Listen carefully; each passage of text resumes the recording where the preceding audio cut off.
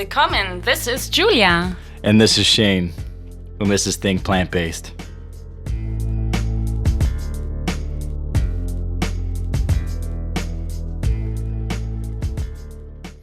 Think Plant-Based. Make sure to check out recipes, health tips, travel tips at www.thinkplantbased.com. And we're officially on iTunes, so please rate and write us a review on iTunes. Write us a review. Give us 2 stars, 3 stars, maybe 5 stars. Let us know. For sure, 5. Yeah, I mean, who would give us 2 stars anyways, right? But yeah, make sure to do that because that's how we get found. Looking for amazing vegan vitamins? Hate swallowing pills like I do? Try Herbaland gummies. Get 15% off all orders when using discount code ThinkPlantBased15 at checkout. Make sure to head over to herbaland.com. That is herbaland.com. We're back at it here again at Think Plant-Based. Yeah, we have very special. We have special guests. We have the Indian Rock Vegans. Yeah, hi guys. Dan and Sean, how's it going? Hi. Hi, Julia. Great. Gorgeous morning, and we're happy to be here. Yeah. Great. Where are you guys located?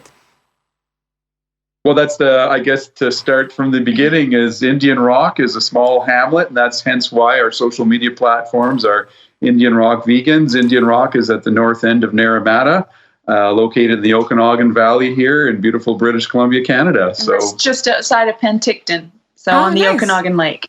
That's Great. Yeah. That's great. So how about you guys start by telling the listeners a little bit more about yourself and how you guys became vegan? Sure, absolutely. Well, I guess it's a big answer. Yeah. Right. It started with me in the fall of 2010. Actually, it started with our teenage son. In the fall of 2010.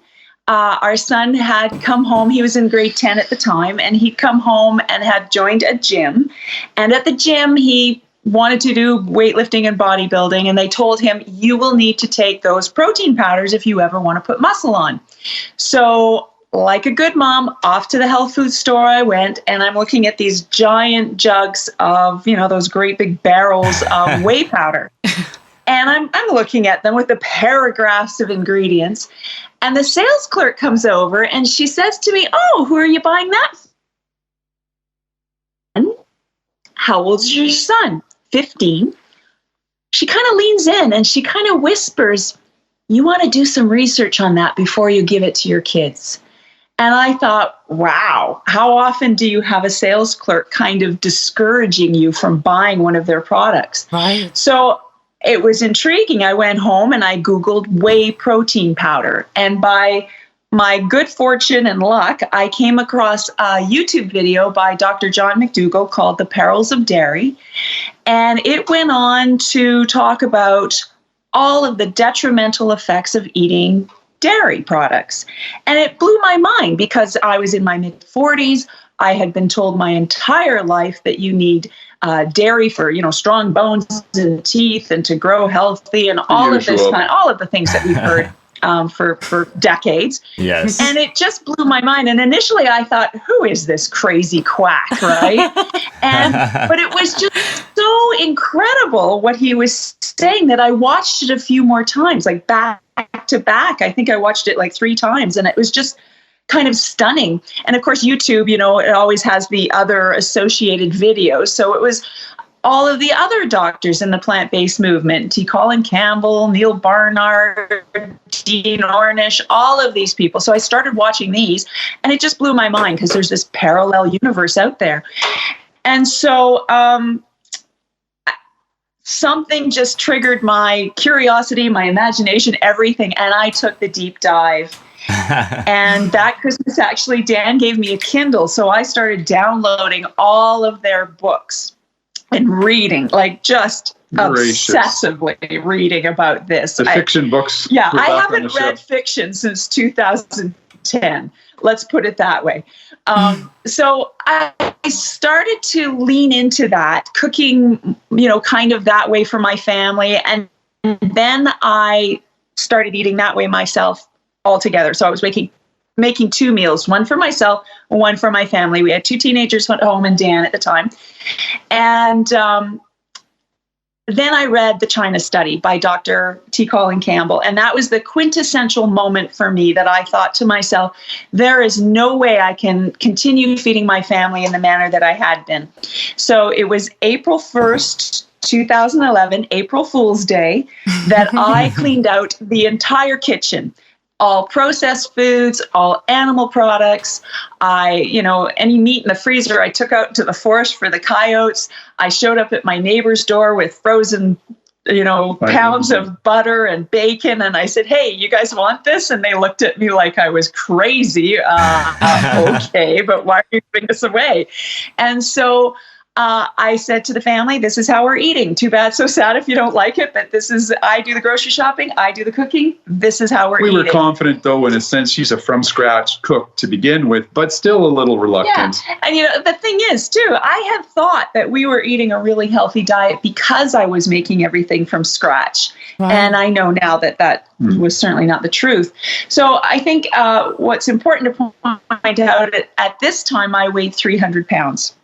And while I made the switch for health, this amazing side effect was weight loss. And the first month, I lost 15 pounds without even trying.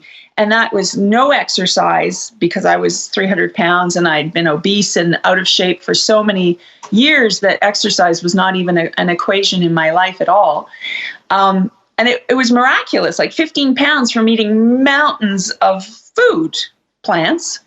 But it was like, holy crow. And so that was something that I really wasn't expecting because I had tried everything. I had done the Weight Watchers, the Jenny Craig, you name it, Nutrisystem, you name it. And when you are on that diet, sure, you lose weight. But the minute you go back to the standard American diet, the way most people eat, it all comes back. Right. So,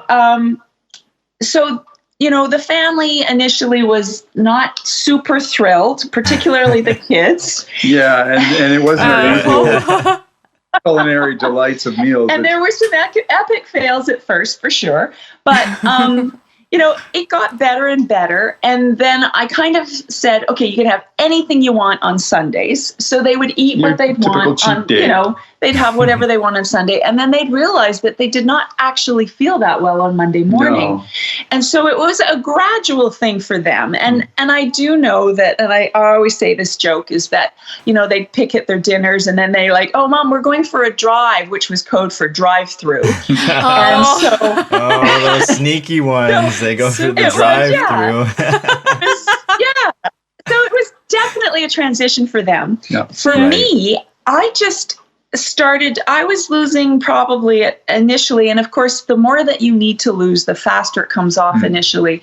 And I was losing, 4 pounds a week without, being hungry, just, And so then probably after I'd lost about 60 pounds, I started adding in walking. And really walking is all I've ever done until this past fall, we joined a gym. But, and so I went on to lose 133 pounds. In those 2 years. In about 2 years. Well, you look great. I can't even imagine you having that much full disclosure, unfortunately, the Corona 15 has hit us as well.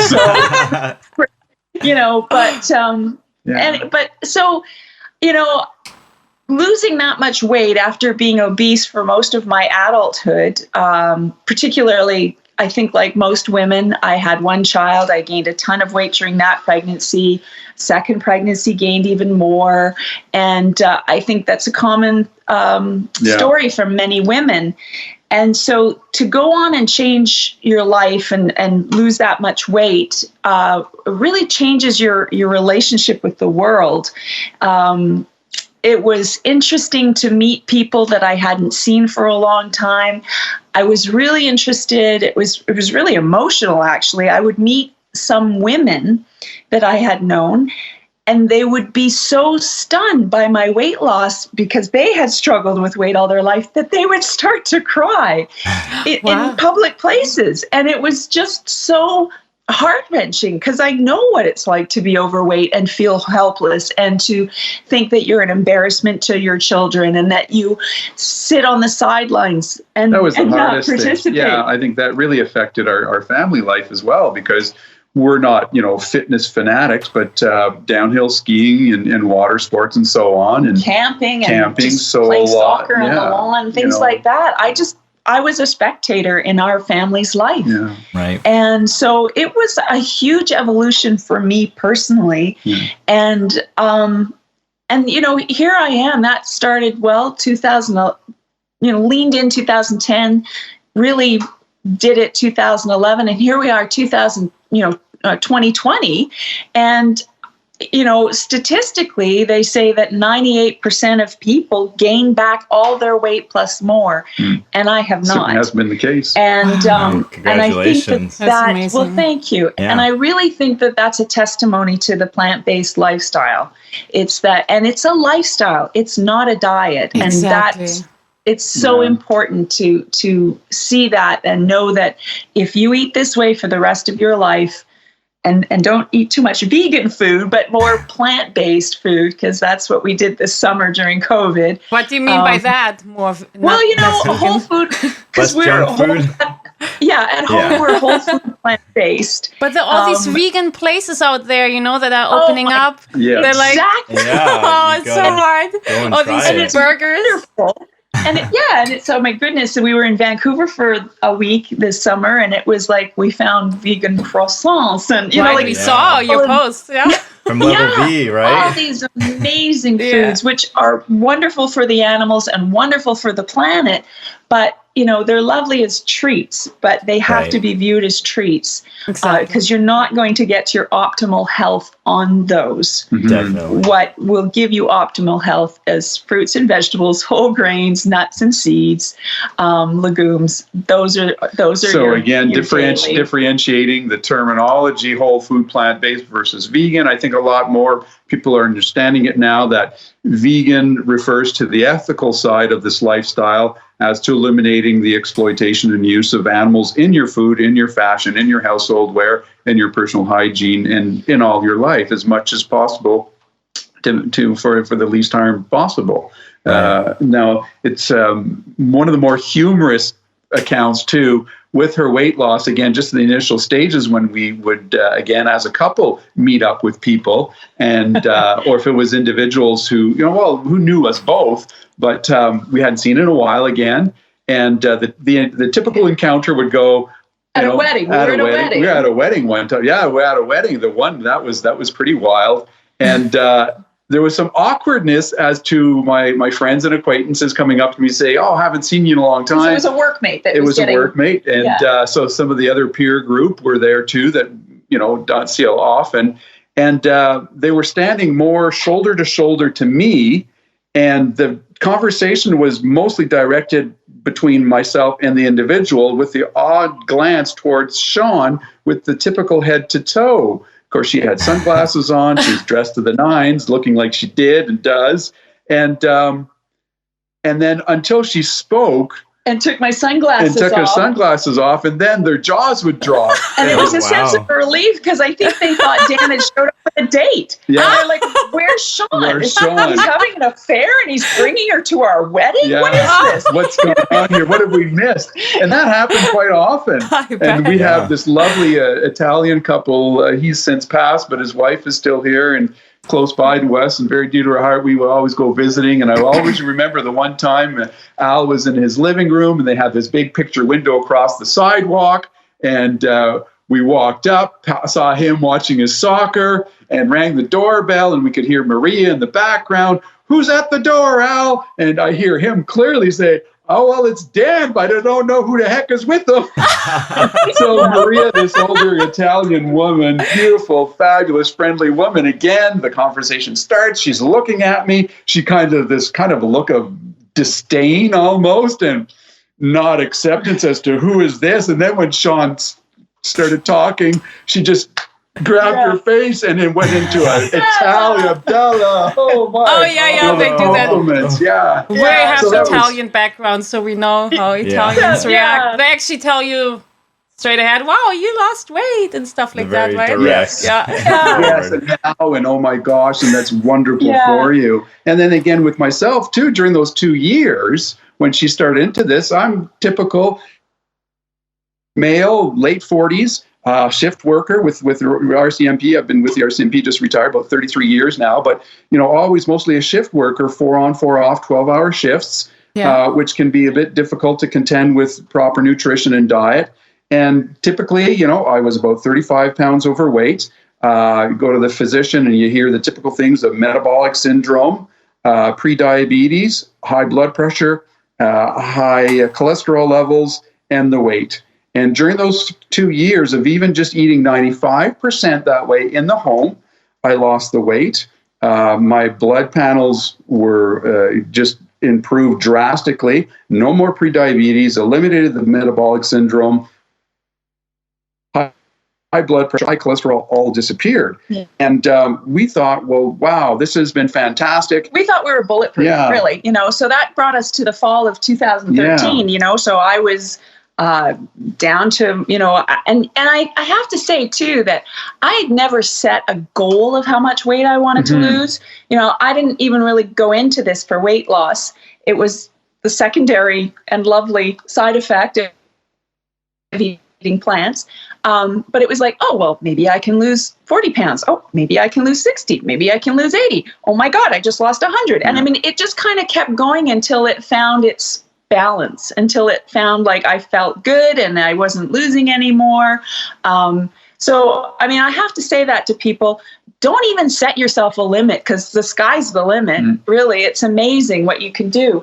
So, yeah, here we were, 2013, thinking that everything was great. Our kids were plant-based now. We were about to become empty nesters. Yeah, Dan was about to retire in a couple of years. We were like, whoa, awesome, life is good. Yeah. And then, a big shoe dropped. I suffered from a week of extreme abdominal pain, not really knowing what it was about. And I've been relatively healthy all my life, other than the typical work-related injuries from, wrestling with what we would refer to as clients now, torn rotator cuffs and things like that. But I'd never really experienced anything, like what was going on. And we have, in my family, like everybody, there's certain medical things that seem to happen on and on.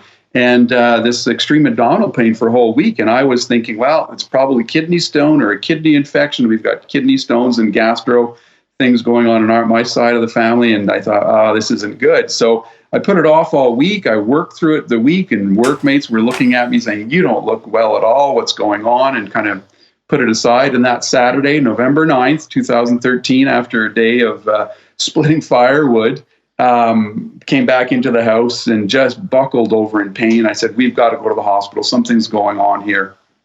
And I can't put this off anymore. Right. So we drove into Penticton, and typical thing, and to the emergency ward. And because of the pain I was in, they put me on a morphine drip. And they said, okay, well, we'll see what's happening here. The first order of the day is, of course, some scans. They took scans, and, emergency room, you sit and sit and sit. The doctor came back and had, the papers clutched in his one hand. He ushered us off into one of the examination rooms. And it was from that point, it became very surreal, in that it was just so odd as to what happened was that I didn't even have a chance to sit, or, we're just standing there, the three of us. And he looked at me, he said, Dan, it's not a kidney infection or kidney stones. It's cancer. Your right kidney is one massive tumor. Oh, wow. And he went into this like a couple of sentences into even speaking, and you're just kind of like, it just pulls the rug from under your feet, and that typical of, you're thinking to yourself, and what's being said is resonating to you, and you hear those words cancer, and they explain that the preliminary indications were that it was the right kidney was one massive tumor, that it had metastasized out of the kidney into the vena cava and had spread into my lymph nodes. So not knowing a lot about cancer, but as soon as you hear the word spread, that refers to the term as it's metastasized. Right. And so we went home with, the next couple of weeks of notifying my coworkers that I was going to take a leave of absence. And we were told that it was, stage 4 kidney renal cell carcinoma is terminal.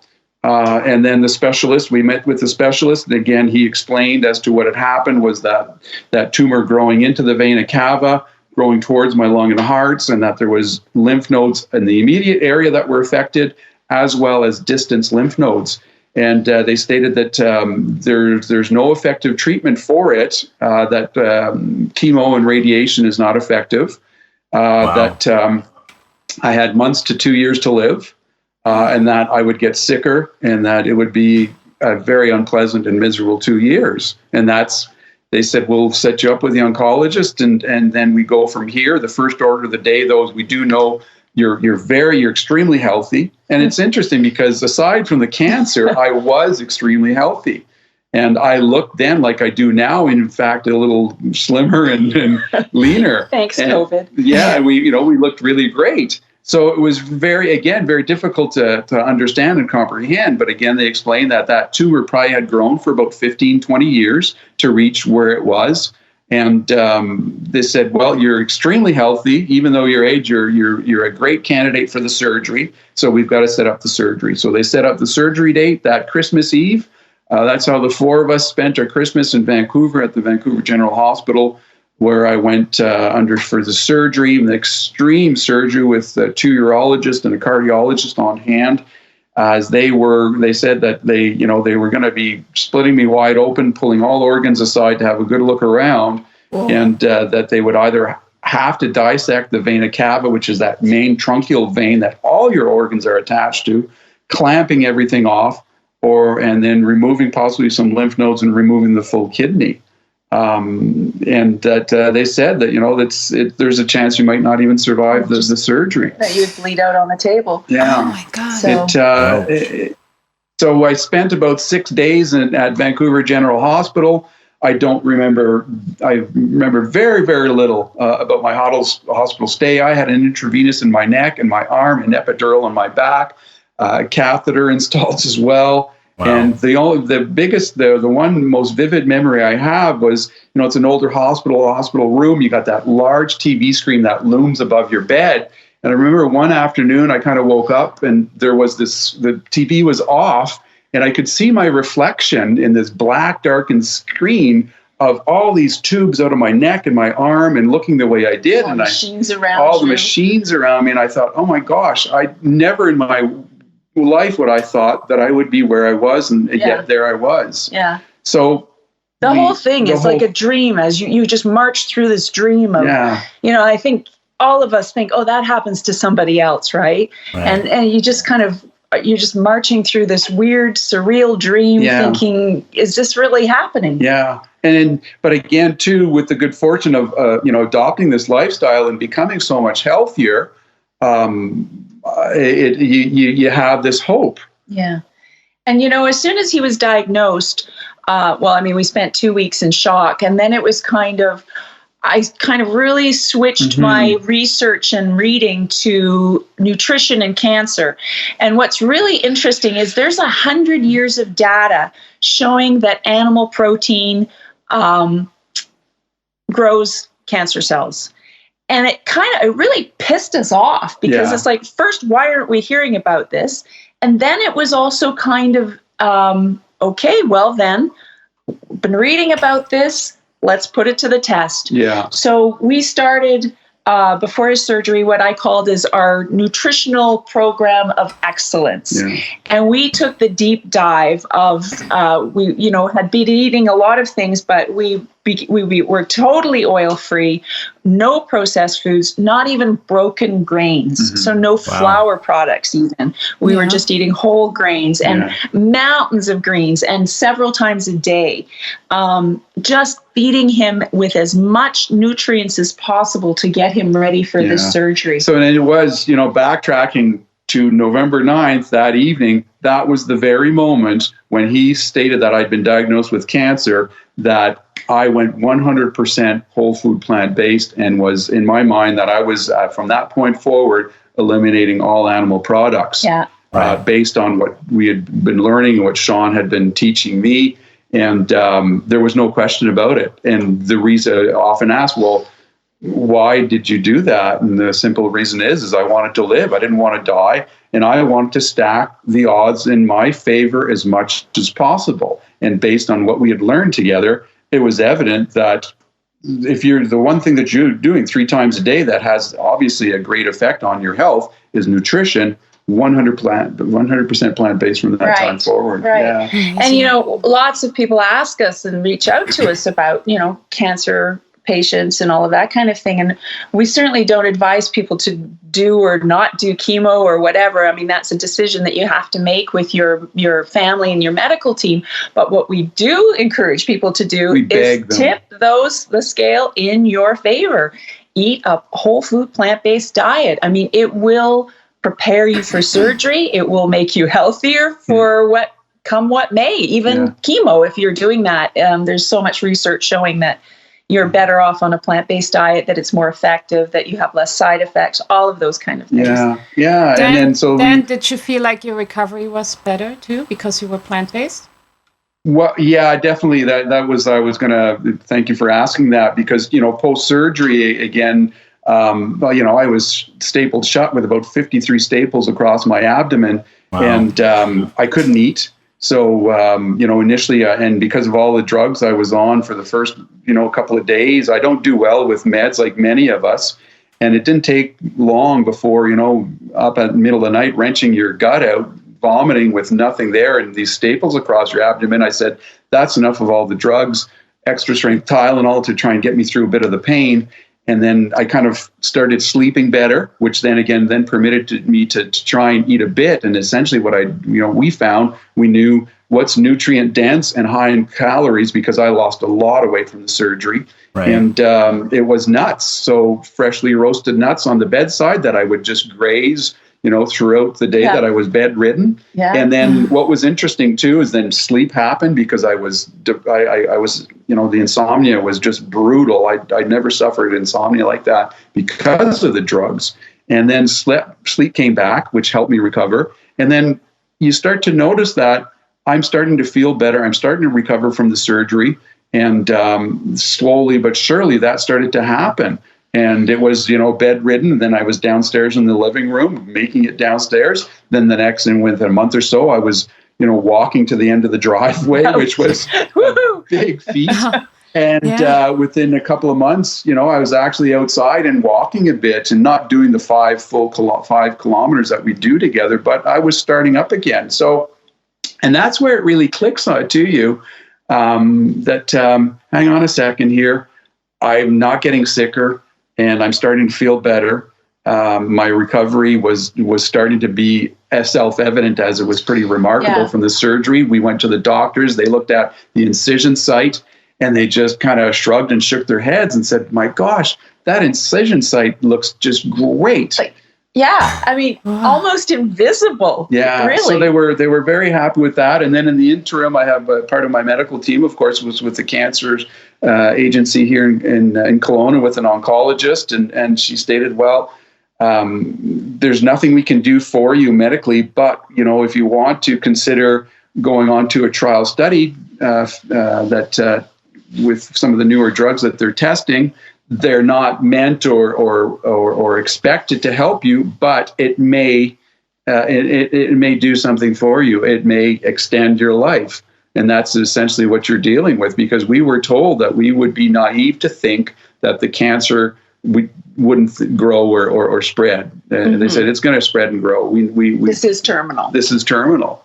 And so... And there's only a 95%, a 5% chance of survival to 5 years. So a 95% chance of dying with stage 5 years. Yeah. And they remarked, they said, aside from the cancer, you're so healthy. Your blood pressure is always good. Every time you come in for your checkups, your weight, everything, your blood markers are bang on. So because of that, and the cancer people diagnosed here this often is watch and wait. We can watch and wait and, see what the cancer is doing because you're so healthy. And so that permitted me till March to recuperate fully from the surgery, when they stated that, well, there's a immunotherapy phase 1 trial study that's taking place out of Vancouver that you're an excellent candidate for because you haven't received other treatment. And just because of how your health is, you're a good candidate, and we think we can get you onto it. So that was with immunotherapy drugs. And the purpose of those drugs is that they hope that the drugs can bump up your immune system to get past the blocks and walls that the cancer cells put up. And then so we thought, okay, well, we'll give that a shot. And you get the thick package delivered to you and go through the instructions and all the horrific side effects that are, the risks that are involved. And then there was one paragraph in it that was interesting. It was said that, please note that this trial study and these drugs are not to be expected to be of personal benefit to you or to improve your health. So you're a guinea pig. You're a test subject. Yeah. Right. Yeah. And so with that, so he was accepted onto the trial study. So we had to go down to Vancouver for everything because it's very stringent. Very stringent. So all the MRIs, everything had to be done on the same machines, and so there was a really, really solid baseline. So in meeting with the oncologist there and all the trial study staff, I said to them, well, this is basically an experiment, so we want it noted we're whole food plant-based. Because if that's, you really need to know the big picture. Right. Doesn't matter. We don't care. Doesn't make a difference. Kind of roll their eyes. Eat what you want. That we don't care about. No.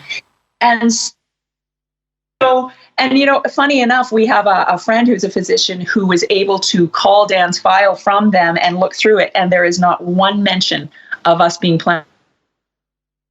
Wow. They don't want to muddy the waters. If he survives, they want it because of their drugs, not because of what he ate. Yeah. So. Yeah, right. And then looking at the times, the how things had gone through. So diagnosed in November, and we were told it was going to spread and grow.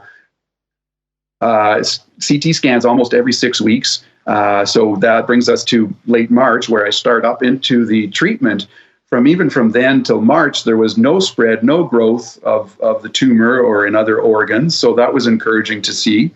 And so the treatment itself was, the protocol was three treatments, four treatments of the combination of the drugs every 3 weeks. And following that would be a maintenance treatment of the one drug every 2 weeks for the rest of my life, or forever how long my body could endure it, is how they phrased it. Wow. And that meant, so we were off to Vancouver every 3 weeks, and then possibly for the rest of my life down to the clinic down there again every 2 weeks. So, it's a 5-hour drive. The thing is that, it always pulls you back to the initial stages, regardless, even if you're getting healthier and healthier, you're there, you're participating in these treatments and that atmosphere of it all. But so we started up, and interestingly enough, again, we walked through the doors of the cancer clinic looking the way we do. And because I think I had this mindset from early on too, as well, is that although it was hard to come to grasp with that stage 4 terminal cancer, I always had the ideology of, I feel the way I do at this very moment. How do I feel right now? And that would go from the time that I would open my eyes in the morning throughout the day, and then till the point where I jump back into bed at the end of the day, think about the day, close my eyes and say, okay, that was today, tomorrow's another day, and wake up. But fortunate for me, every day I'd wake up again and say, okay, here we go. I feel good today. There's some rougher days, of course, but again, you get into this thing as to, I don't want to wallow in it too much because I don't know how much time I have. So the time that I do have, I want to ensure that I'm enjoying it as much as possible and doing what I can with that time. So that was always kind of the mindset. I was never angry about it.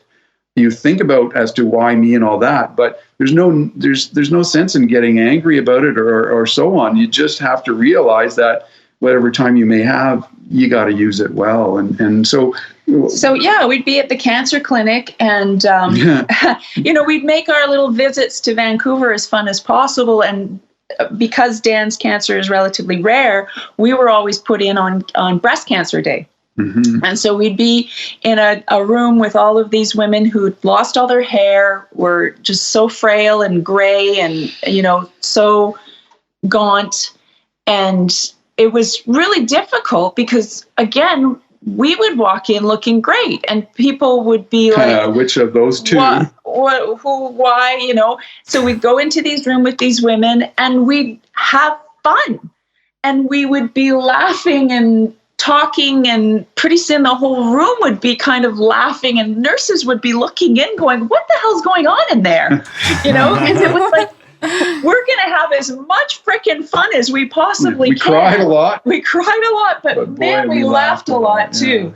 And so it was a crazy ride. Yeah. It was a crazy so we ride. kind of, every 3 weeks off. And it was a couple of days after the third treatment, came back home, woke up in the middle of the night with fever or feeling feverish. And that is one of the red flags for cancer people. So I tried to wake her up and I said, we got to go to the hospital. She said, no, go back to sleep. Everything's okay. I said, no, we got to go. And we went to the hospital. They drew blood. They had some difficulty getting the tests back to Vancouver because the system was down.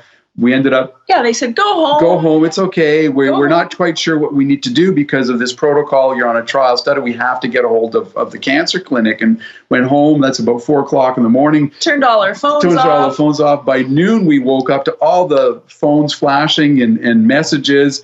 And so we hit the machine, and it was, of course, one of the physicians at the cancer clinic in a panic saying, where are you guys? Get back to the hospital. Your liver enzymes are at near fatal levels right now. The drugs have done what some of the side effects was, of course. They've attacked your liver. And they that was explained to us because it bumps up your immune system so much. It's like opening that cage of a wild tiger and not knowing what that tiger might do. So the drugs had attacked my liver. I was immediately dismissed from the trial study at that time. Yeah, we had to go back to the hospital right away, and you had to be put on intravenous prednisone to try and stop the attack and save the liver. And then they said, your liver enzymes are 25 times higher than the normal levels. They normally dismiss anybody when they reach 5 times the normal level. So it was a dire situation. And then, as anybody can tell, with prednisone being a steroid, it's pretty brutal. I didn't get weight gain from that steroid, but what I got was, high energy. And I was like a tween with diagnosed with ADHD. And if the cancer wasn't going to kill me, I woke up talking and I fell asleep talking. And angry and all of the worst things that prednisone can bring. Yeah, but that was 6 months onto the prednisone. And again, slowly but surely, I recovered from that. And then meanwhile, again, the CT scans are not showing spread or growth. So that was, midsummer. We go into the fall. Off the trial study, dismissed because it doesn't look good to kill your trial patient studies when you're trying to get that drug to market. So they said, they've always accounted that people that have extreme side effects are the ones that seem to have had a response from the drug. But what always stuck in our mind was that, I was supposed to be on those drugs for the rest of my life.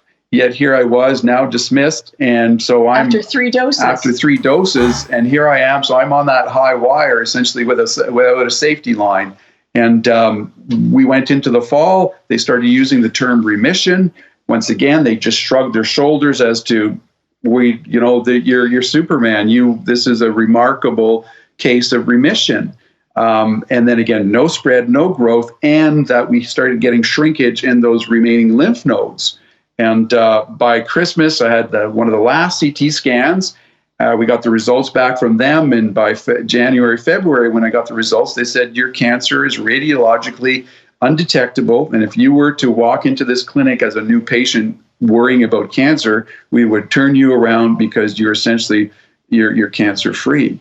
Wow. So that was that. That's pretty remarkable. And they didn't even ask what are you doing? Not even asking about your diet or anything, right? Yeah, that's so remarkable. They always keep doing what, a lot of people probably hear this, whatever you're doing, keep doing it. Yeah, exactly. But I think, as an adjunct treatment, the one most important thing that you can do, and we always hear, proper rest, nutrition, whole food, plant-based nutrition. Right. Get rid of all those animal products out of your diet. And it's shocking when you are at the cancer clinic, they have all of these people, the volunteers who, do a lovely job, and they come around with a little trolley giving people little treats and things like that to make it nicer atmosphere, but the crap that's on those cards is the reason that everybody's is there in the first place. Yeah, I hate hospital food. It's the worst. I don't even know how it's going to help people get better. It's ridiculous. Yeah, exactly. I had dear ones dying from cancer in my family, so I'm so amazed with this story. You know, it's great. It's it really touches. Yeah. You know, it's interesting. I lost a lot of muscle mass from the surgery, not necessarily the cancer. So, you know, it was always building back up and then getting back onto the walks and hikes and so on. And so it was always just a steady build. And then you say to yourself, too, well, you know, every day is a great day. You know, after going through something like that, you know, life is pretty good. And we're fortunate where we live here in British Columbia, and in particular here in the Okanagan, and again here at Indian Rock. We're so blessed with the environment and the geography that we have, which I do believe really, really had a big part in my recovery, and being aware and mindful of every moment of the day, every season. Yeah. And, you know, it's 7 years in November. Yeah. And not only has Dan been surviving, he's thriving. Thank you. Yeah. That's amazing. But you have such a great mindset, I find, you know, like, I don't know, I think it's really scary to find out you have cancer, you know, but you really did the best out of it each day. And that's very crucial, too. Your diet, but also how you handle the situation. Because you don't want to stress your body too much, right? It's already in stress. And then if you get scared and you don't know if you're going to die, it gets worse. Like your immune system suffers a lot from that. Exactly. Yeah, and I think we're very grateful that we came upon all of this information well before. We have people that reach out to us that have just been diagnosed, and I think, oh my gosh, to have that stress, that fear, and think about having to completely revise your kitchen and reteach yourself how to cook and grocery shop, it's a lot. So we were lucky we were into that lifestyle even before the diagnosis. And so I think that's, you know, I hope as people realize the health benefits and how detrimental animal products and processed food is, that people will transition to this before in preparation, right? You don't want to wait till that 11th hour. You want to set yourself up for success before that, because you know, and some people reached out to us and said, "Oh, well, I guess your plant-based diet didn't work that well because Dan has cancer." But they said it would have been developing for 15 to 20 years beforehand. While we were eating tons of meat and cheese and dairy. So that was the thing. And you know, I have to say as well, during his recovery, after the surgery, of course, the pathologist takes samples and they grow them in a petri dish to see what the doubling time of the cancer cells are to get a better idea of what they're dealing with. And while Dan was still recovering, I took the call saying that we've gotten the results back from the pathologist. And it was like, we really are sorry to tell you, but it's an extremely aggressive form of cancer. And I remember hanging up the phone and thinking, that's it. We're done. We're done. And what I've come to realize now, what I think we believe, is that petri dish was a hospitable environment for those cancer cells to grow. And what we did with Dan's body is make it very cancer cells to grow. And so I think, you know, there's just so many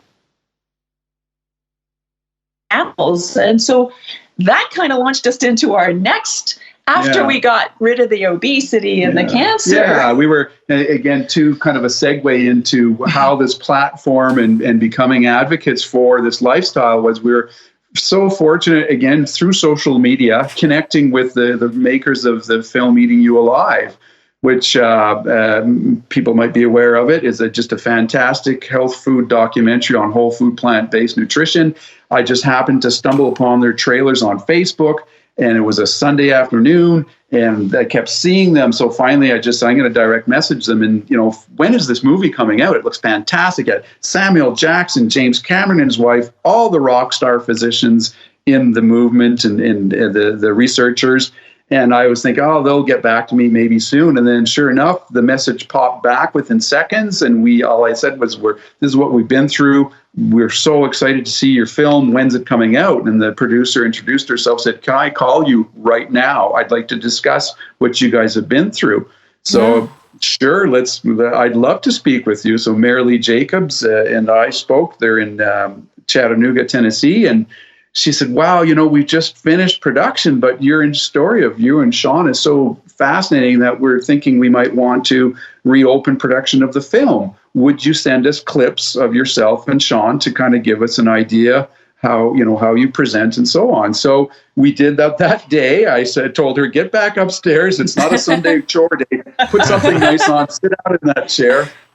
And we clipped ourselves, sent them off. And then by that midweek, they said, yeah, we want you down here. When can you come down? As soon as possible was when and I said, well, where's here? And well, they you said, sent the clips on a Sunday. It was here. Thursday, we were on a plane to Atlanta, Georgia. Yeah. Wow. And it was like, wow. So we spent the weekend with Paul and Marilee and the whole crew for Meeting You Alive and had a fabulous time. It was the first time that we publicly spoke, let alone on camera, about our experience. And it was extremely, extremely exhausting and very emotional because, again, we only friends and family before. Yeah. Mm-hmm. So to rehash the whole story and everything like that was very difficult. And then so to be involved in a project and a film of that caliber and what we had seen, and then you wait, 8 months and you think, we're going to end up on the cutting room floor. They said, well, I don't know, we'll see. So sure enough, we ended up in the film, and that led to just an avalanche of connectivity with other people in the movement down to LA for the premiere, where we met some of the cast. And we didn't meet Samuel L. Jackson, unfortunately, but we met a lot of the physicians and so on, had an amazing time. And Eating You Alive has been a platform for us where we've traveled with the film and the filmmakers, and we still do that.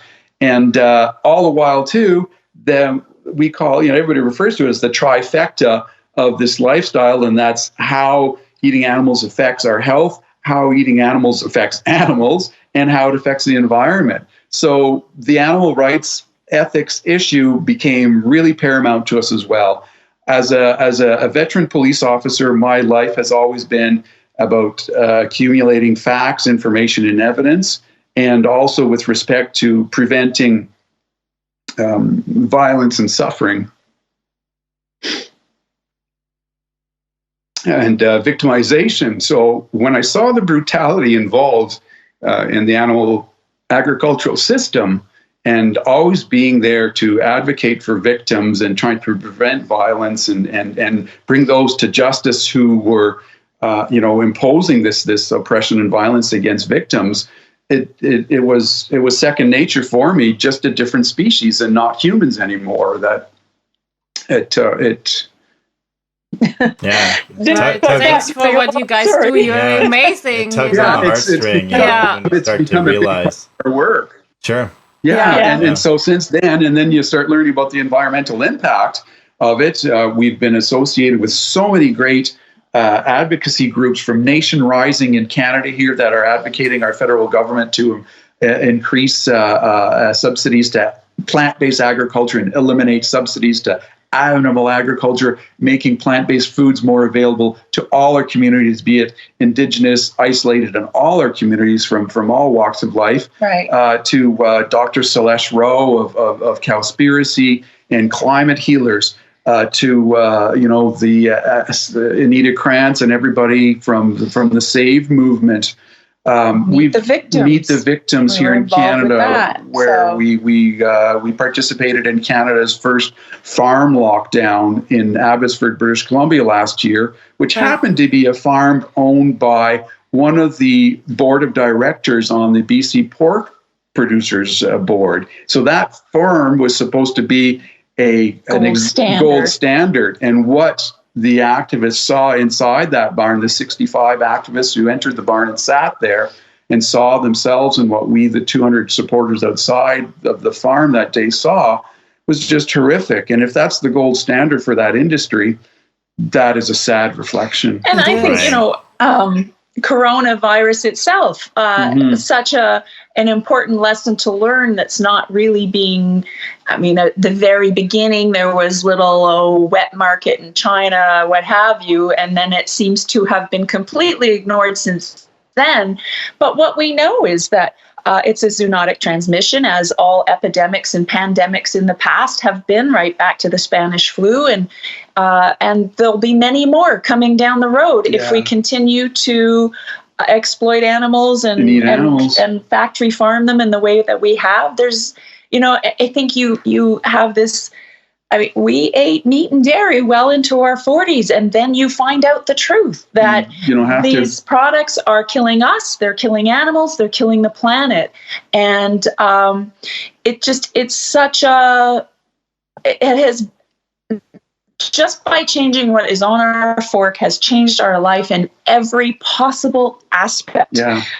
From the clothes we choose, to the products in our home, to what we eat, to who we financially support, to, as a police officer of 33 and a half years, Dan is now on the other side of the protest line. Yeah. Right, that's quite an interesting perspective. Yeah, because I'm sure there was police there, and they're doing their job, but I mean, it's just so weird to be seeing that. It is. And what we've seen is, and then again, that's part of my work as well, not only as an animal rights activist, but as an advocate for animal rights activists. Because when you look at, the positive strides that our police agencies have made in how they treat and how they react and interact with other social justice movements, how they treat and interact with the animal rights movement looks back as to what it was like years ago with other social justice movements, and they've got a long way to go. The lessons haven't been learned. The lessons haven't been learned, where we see, infringements of rights, we see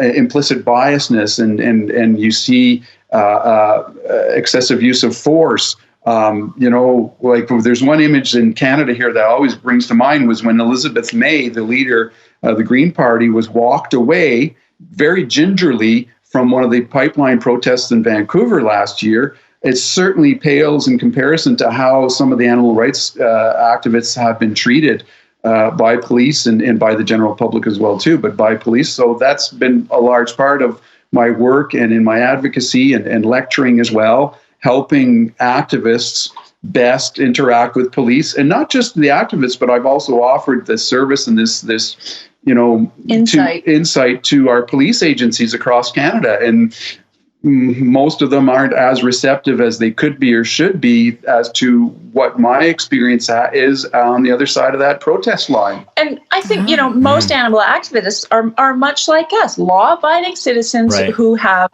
had the veil lifted and have learned what animal agriculture and factory farming and what is actually happening in our food system. Animal farming. We don't even like to use the term factory farming. Right. And so good citizens who simply want to stand up for what's right. So these are, and yet are being treated like they're criminals. Yeah. Right. And also these people have never had any exposure or interaction with police, and this is what they're up against suddenly. Yeah. So it's we're hopeful that we'll make strides, that they can better understand the movement. We now across Canada, it's scary to see that we've got efforts that are set into motion by industry and political pressure to implement and impose these laws, which you can term them as ag-gag laws, where they want to prevent activism to take part and protests to take place against the industry, because the industry is built on hiding behind these walls, and they know that they are fighting for the hearts and minds of the public. And we know that as soon as the public or somebody really understands or sees what this industry is about, they don't want to participate in it. And the industry knows that the more the public realizes this, they're done. And we see that happening. We fully support agriculture, but the right type of agriculture. In Canada, we are fortunate. We have some of the largest and most fertile land masses on the planet. And what are we doing? We're using it to grow food and used as an outdoor toilet for animals, instead of growing food to feed animals, instead of growing food to feed humans. Right. What a waste. It's horrible. It is. And they don't even put like cameras in these farms, you know. That's what I find really suspicious. Yeah, like what do you have to hide? They're gonna like surveillance everybody on the street, but we can't look into these walls, you know. It's a big deal. It's so weird. We live in the Okanagan, so we're surrounded by orchards of apples and pears. And none of those farmers have giant fences and notifications saying no cameras, no photos. And they don't call the police the minute you step on their apple orchards, and there are not SWAT teams taking you down because you wanted to look at an apple. No doubt. So, I mean, right? It's pretty telling. They know, you know, and then what cameras do end up in there are the ones that are from undercover investigational efforts. And they're really worried about that. And that's why, again, based in types of laws, not just provincial laws, but, you know, criminal code laws now that are trying to be changed to increase fines and jail times for essentially a trespass offense to go sit in an outbuilding. And, you know, the farmers refer to them as their homes. No, they don't live in those barns. Let's not kid ourselves. We saw the footage so I too. think it's ridiculous. It's just, you know, and then so if we can, you know, if we look at the monetary things that are happening, the economical issues that are at hand, our healthcare system, the environmental impact, and if we can show all of these, you know, these different communities as to, look, this is going to be a benefit to everybody. And in the long term, and not just the immediate, but our future of our children, our just, you know, the next generations. Yeah. Right. So while we identify as whole food plant-based vegans, and we certainly do a lot to advocate the whole food plant-based part of it. I co-facilitate the CHIP program here in Penticton, the Complete Health Improvement Program, which is kind of a whole food based boot camp. But I mean, as healthy as we can be as individuals, if we don't have a planet to live on, it's really pointless. So, you know, we also promote the vegan lifestyle because, a Beyond Burger might, you know, it's certainly better than a beef burger, but is it better than broccoli? No. So it's always making those, you know, it kind of gets into the weeds, but we try and relay that message because that Beyond Burger will save animals and it will save the planet. And it help people transition. And it will help people transition. Mm-hmm. Yeah. So, and, you know, we obviously, you look at our social media, we certainly partake in those treats, you know, more frequently than we should have this summer. That's because they look better when we take like those treats than the ones we make at home. Well, yeah. You know, it's like interesting eating when you whole look food plant-based, it doesn't really look appetizing as like a croissant to most people. I think it's because it's that's true, and then they're also comfort foods, right? That yes, we grew exactly. up with and familiar, and it you're like, oh my god. Yeah. But don't fool yourself. Whole food plant-based cuisine, even to to the degree of oil-free plant-based cuisine. It's not about deprivation. It's about taste sensation. For sure. It tastes amazing. I know. Exactly. But when you go to the Instagram world, everyone's like more triggered about emotion. So I feel like they want the pizza, the burgers. That's juicy stuff. All the stuff we shouldn't be eating all the time, but we do. It's amazing. There's there's no fear for anybody who's eating a standard American diet, who's a carnivore now. It is so easy to transition over and have everything you've ever loved your whole life. So right. Questions. Yes. And this, I'm sorry. Yeah. Well, I mean, you guys pretty much answered most of the questions we had, right? But I guess like a lot of people still think it's so hard to become fully plant-based and be healthy on it. Like, and it's really not. No, right? Like, why do you think it's not? And you guys, I think when you're in Vancouver, it's really easy because there are all of these restaurants and there are so many things. But I really like to tell the story of my son, who was the one that started this whole thing and is a plant-based vegan now and is totally dedicated. He moved up to Dawson Creek, which is in very north British Columbia. Mm-hmm. And he has very, very small town. He has been able to maintain this lifestyle there. How did he do that? And he sometimes works. he finds things at the grocery store. Yeah. He's turned into an amazing cook. I mean, there's every grocery store has beans and whole grains and vegetables and fruit. Yeah. And that's all you really need.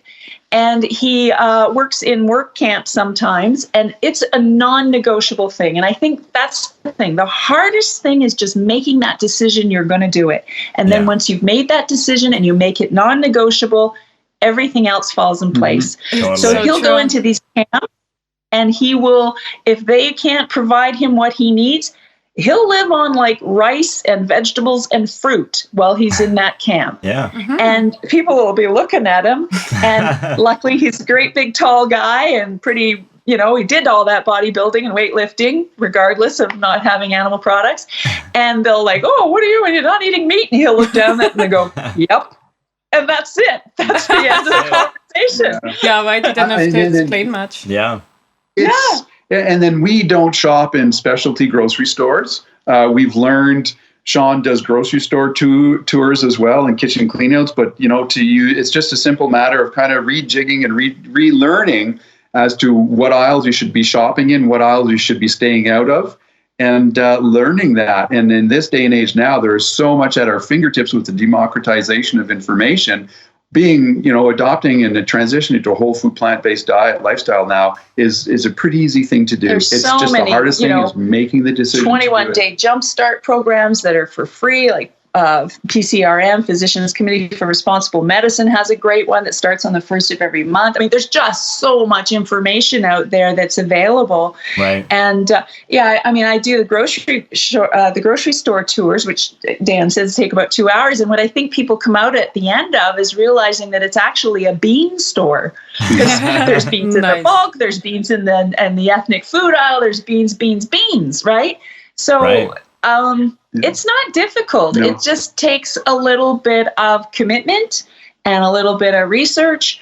But my God, the benefits are amazing. And giving yourself that, you know, give yourself 4 to 6 weeks. You know, just fully commit to doing it for 6 weeks, and then see what the difference is, how you start to feel, how food starts to taste. You know, learning about what the information is available for you. As a couple, if the couple does the cooking together, relearning the cooking together is an interesting thing, or with young children as well, because there's nothing more important than, you know, learning, you know, how to prepare your food and healthy food. It's an interesting experience. And I think once you get to that tail end of that 6 weeks, a large majority of the individuals that look at it, without even looking at ethics and environmental, they say, wow, this is crazy. You know? So much better. And I think too, you know, like a lot of people say, well, just take baby steps in, or some people like cold turkey. But I do think that cold turkey is the way to go, because, you know, little changes bring little effects. And, you know, when you make a huge change, the effects are huge as well. Yeah. And that's those, you know, like that. Big changes give big results. Yeah, exactly. And it's like that first month that I did it and I lost 15 pounds. I was like, wow, of course I'm going to keep doing this, right? Yeah. So, but that would be our advice to people starting off, is just, you know, look into it. And there's so much available, and there's so much free information. Yeah. And that Google whole food plant-based, and then look at whole food plant-based oil-free. And just in the time that from, you know, 2010, this past 10 years that we've been doing it, it's just, you know, it's easy peasy now, I think. So, it really doesn't matter anymore where you live, because if you have also the internet, as you mentioned, that's a great platform. Yeah. And support too. Exactly. Yes. Yeah. Community support is. There's one thing about the plant-based vegan community. There's, you know, people are always, depending on their lifestyles, they're involved in certain communities with sports or so on, or hobbies. But I don't think there's anything like this. This community. It's just amazing, because I think, you know, there's this is intrinsical issues that we're dealing with that are so important to all of us, that we can find a commonality as to doing something so good for ourselves and everything and everybody around us. It's a kind group for the most part. You know, you always little bit of friction, I guess, with different ideologies, but by and large. Right. Well, for example, I mean, our house, we've always opened our house up to vegans and people, that we don't even know that might be traveling across Canada, and will say, well, come and stay here if you need a place to stay, because I don't think there's a lot of axe murderers that are vegan. We hope. Not that we know of. Oh, we watched a documentary though. No, he was vegan. Remember? He was vegan? There was one. Mass murderer? Yeah, remember the a media documentary on Netflix? I don't And they remember. even mentioned, and he's vegan. It was weird that they threw it in for some reason. Trying to just throw something. Yeah, but it happens. But it's more rare, I find. I think most of us, you're morally aligned with the people that you invite into this group and into our homes, and I think that makes such a huge difference. So it does. It's been wonderful. The people that we've met, and this middle-aged couple from middle of British Columbia here, we've had such amazing contact from people around the world and become good friends with these giants in the movement and the lifestyle that we're just in awe, and we draw so much inspiration.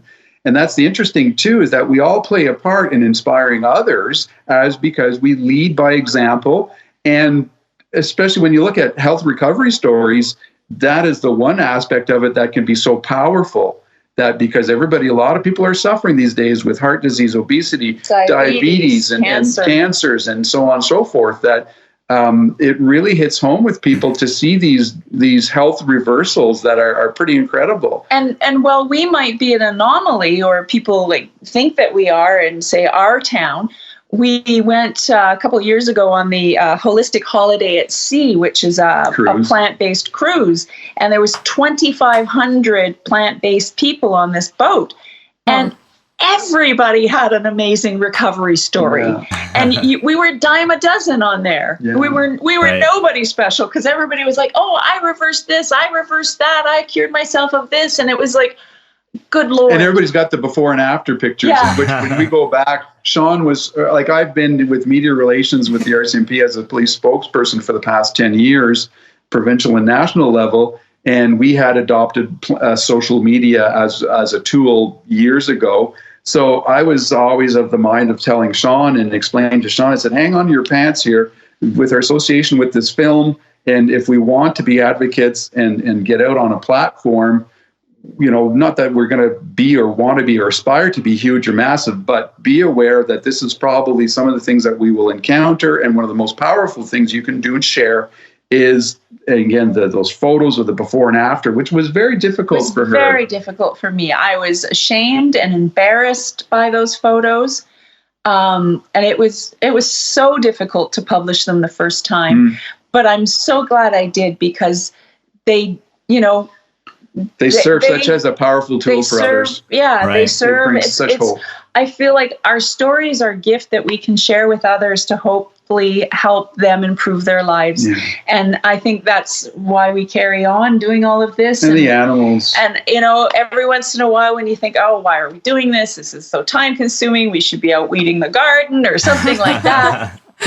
You get a message. We got a message last week thanking us for all that we share, and this person expressed that they were afraid, it was more about animal ethics, that they were afraid to share with their friends what they were feeling, and that she had shared a video that we'd put up. And she says, I don't know why I was afraid, and I shared it. I'm so glad I shared it. And she said, my voice is quiet, but it's growing. And it brought me to tears. Wow.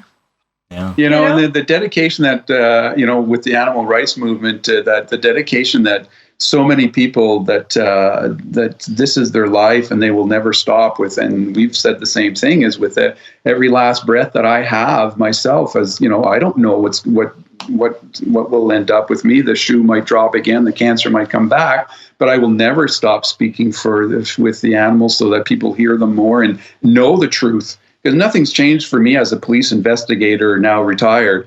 It's not that I want to spread propaganda or lies or anything like that. And on the contrary, I've always been a trusted source of truth and evidence, and I continue to do that, and we will continue to do that together with everybody. And we always feel guilty sometimes too as to not doing more or enough when we look at some of the incredible work, and yourselves as well too, the formats you guys are doing with podcasts and that. Everybody can do something. You can either cook food, you can either produce videos, you can interview people.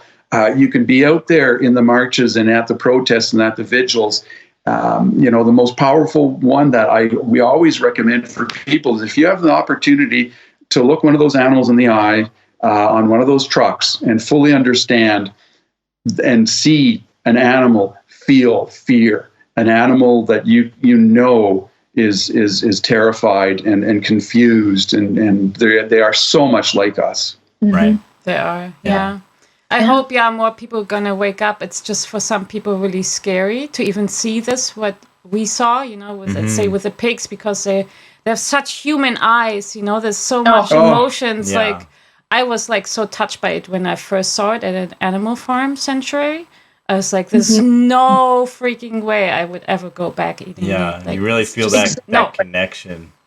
Or like you see someone in there. There's something in there, and it's Yeah, it's more than a soul. It's very sentient. It's really there. It wants to live. It's trying to survive, just like us. So exactly. We're all the same. And when you visit a sanctuary, again, that's a great suggestion for people as to making the connection and see what a animal looks like. It's just incredible when you've seen what they look like in farm situations. I've been volunteering at sanctuaries for the last few years, and the pigs that eat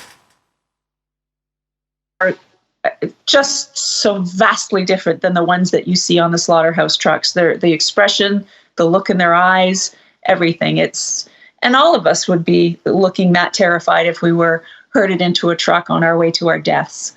So it's it's been a crazy 10 years. So it's not one that we ever anticipated that like you say, a veteran police officer would be out there protesting, and that we would be advocating for plant-based nutrition or advocating for nutrition at all, just instead of just living our lives, whichever that was.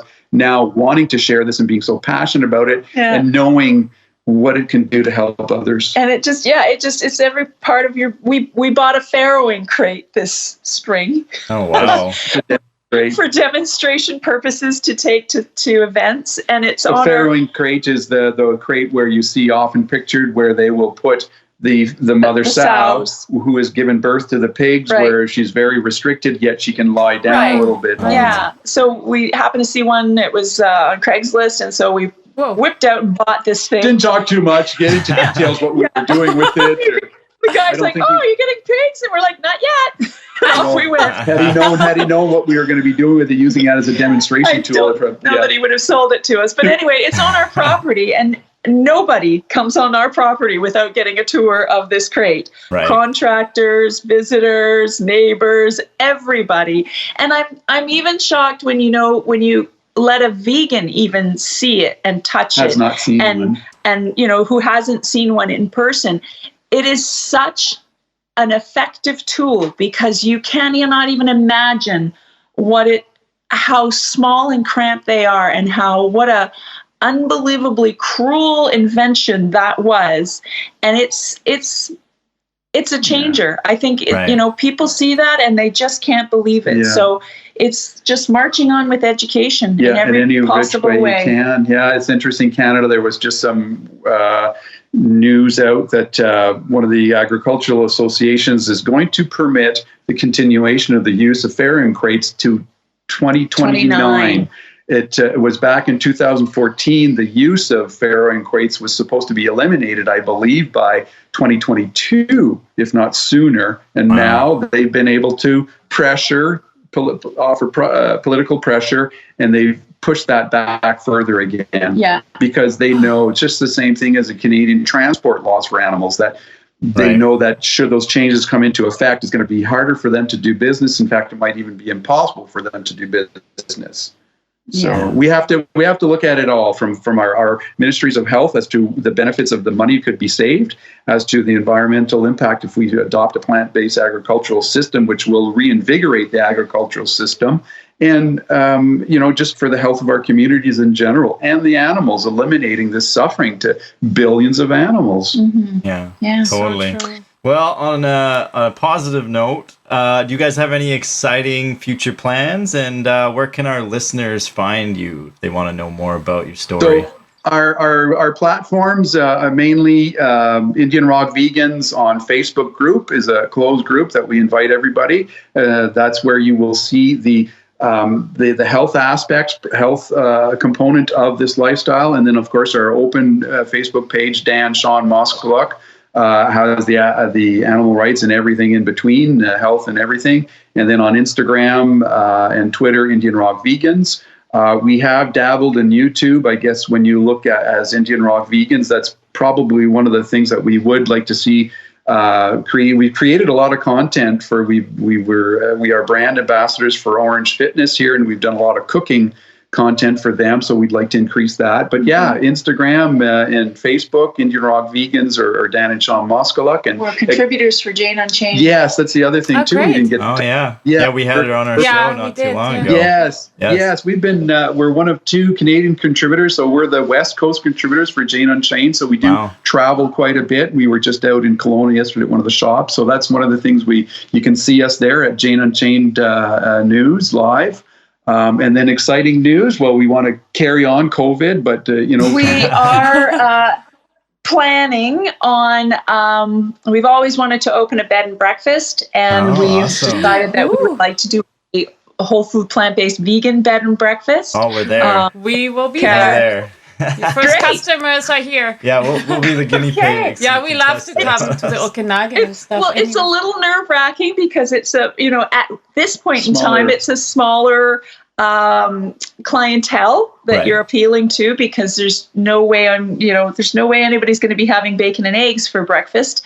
So so we'll see how that goes, but we've always wanted to do a bed and breakfast, and so that has evolved over the years, and so we're hoping hopeful. So the format would be, it's just the room rental with the meals or different packages, or even with Sheanne's. She's the subject matter expert, and I've always said it that it's because of her beautiful intelligence that I'm still alive today. So have lecture series, bring people in as well, and have immersion retreat style things, stays that are a bit longer. She'll drag them up the hill. We'll throw you in the lake. We'll take your car keys away. And, nobody delivers pizza out here. So that, and it too as a safe haven for burnt out activists too, because we even right as it is night too, we get a lot of our friends will come out and kind of decompress here at Indian Rock. It's just such a beautiful area for that. So I think that's the what we really want to do. Yeah, so that's awesome. Kind of the plan, and then hopefully when COVID is concluded, whenever that might be, get back to more activism. Yeah, right. And so online activism, online advocacy through the cooking content and anything we can, and support our fellow activists as well with their efforts, and stay connected with our beautiful, wonderful community, which again today was such a great opportunity to meet you two and work with you. And likewise, thank you. Yeah, thanks for such a taking the time to tell your emotional story. I know it's hard to say sometimes, but it really, right at the heart. Right, and it's so inspiring, right? Like other people can do it too. You guys are such a living proof, that being plant-based works, and it's really also about your attitude, how you handle stressful situations as well, and then the support you have around you, right? You guys have such a great family that you guys support each other and make it through, no matter what. Yeah, exactly. And you don't even think of, what if I don't make it through? No, I will make it through somehow. You'll get it. Like, we can believe in miracles. Well, hope, without hope we have nothing, so you always have to hope, and it's certainly, you want to stack those odds in your favor as best as possible to have the healthiest life. You want to live, and then drop. You don't want to live and then have that steady decline for your last 15 years of misery and illness and immobility, and adopting a plant-based lifestyle. That's definitely the way to do it. Exactly. That's the hope. That's the hope. Totally. And I'm sure you guys inspire more people. You know, it's just through the internet. Thank God we're going to just like spread it all over the world. And people know they can do it too. And you really give the people the feeling, you know what? You ignite really that they can do it too, you know? It's really like you guys have such a great story, and it's just like so inspiring. Yeah. Thank you. Thank you very much. Thanks Julie for allowing us to share this time with you. Yeah. Oh, thank you guys.